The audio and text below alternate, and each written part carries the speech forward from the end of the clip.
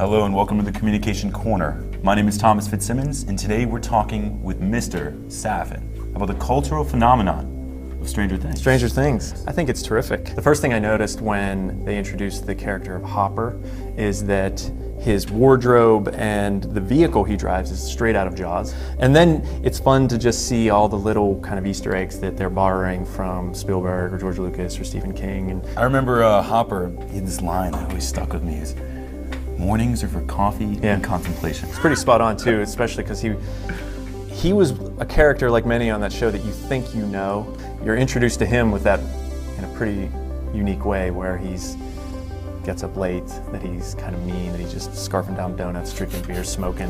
So I think that he was like a lot of characters on that show. I know a lot of people got through them pretty quickly. You know, it's a bingeable show, but I don't think it's a rewatchable show. It's so driven by twists that once you know the twists, that it's not as rewarding or satisfying to watch them again. It did everything a good sequel should do. It raised the stakes, it introduced you to new characters, it gave more conflict to the existing characters. It's fun to look back at how kids coexisted during the time when I was a kid, and just to see them riding on their bikes and to see them in this sort of pre-internet world where you got together and you played games. It does take you back to the way TVs looked, the way we dressed, the way the phones were, the way the cars were, and all those things. So definitely a nostalgic feel.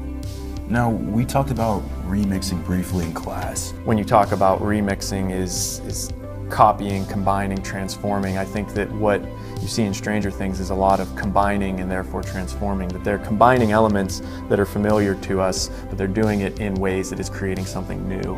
And so I think if you look at the character of Eleven, that she in the first season was really reminiscent of E.T. You know, the way she was discovered, the way they sort of hid her from everybody else, the way they dressed her, the way they introduced her to Earth in a way, even though she's from Earth, was really reminiscent of E.T. Whereas in the second season, she played more like Luke Skywalker. You know, she's kind of honing her powers and the way she's kind of figuring out a way to control it and that she can use it for good, but thought that was a really interesting transition. Professor Safin, thank you very much for being with us. Anytime.